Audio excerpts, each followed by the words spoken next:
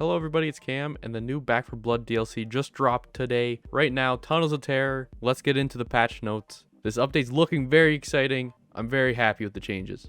Right out of the gate, they let us know that No Hope difficulty is free for everyone to try out. You don't need the DLC to play No Hope difficulty, and that's awesome. And for anyone who doesn't have Tunnels of Terror, if you play with someone who does have the DLC, you'll be able to access all the content, so don't even worry about it. So with this update, they have added ridden hives. Within each level, you will have a chance of finding a tunnel entrance. If you do, you enter it, and this will actually end the level, putting you into a safe room within one of these tunnels. Within these tunnels, you'll be able to find these skull totems, and you'll be using these in order to buy the new cosmetics and cards. You can use supply points in order to buy some of the cosmetics, but it seems like most of them you will need these skull totems.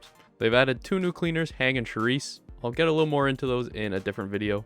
They've also added 3 new warped ridden with completely new attacks, so that should make things a little more interesting. 7 legendary weapons, 13 legendary attachments, 12 achievements and accomplishments, 12 new player cards, 5 director cards, new character skins, weapon skins, banners, sprays, emblems. They've added so much in this new update. You can now unbolt weapon attachments in safe rooms, meaning for the rest of the game you can take attachments off that weapon whenever you want. They have now added a supply point benefit for playing in quick play. I would like to point out that No Hope, there is no quick play. You will need to either play it solo or with a pre-made squad. This kind of sucks, but it is what it is. Some pretty big changes.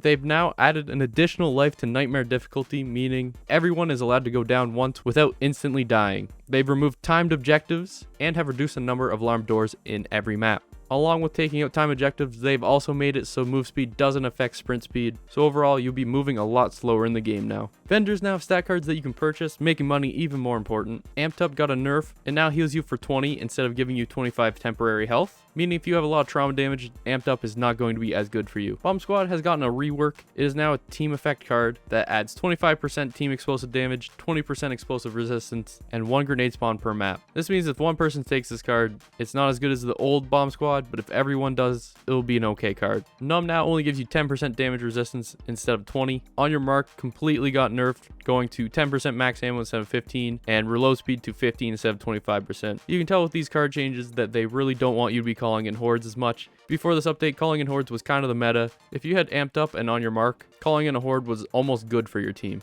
Spiky Bits is now 20% damage resistance instead of 10. That's amazing. Now onto the cleaner changes. Doc's team trauma resistance has gone down to 20% from 25%, and her bonus healing efficiency has been reduced to 15 from 20. Overall, Doc got a nerf. With the changes to extra lives, Mom also got a rework. She no longer gives the team an extra life. Instead, she gives the team a passive of 100% revive speed and 20% team health decay. Her quick revive was also taken out. I don't know if this is a nerf or a buff. I think overall it is a good change because Mom was a must pick when she gave everyone that extra life. Plus, by taking away the quick revive ability, this will fix Bot Mom, meaning she will actually revive you. They've gone ahead and changed some pricing of things in the shop now. Team Stamina costs 1,000 instead of 1,500. Team Health was also reduced in price to 1,000, along with Team Ammo. Overall, grenades got a huge nerf.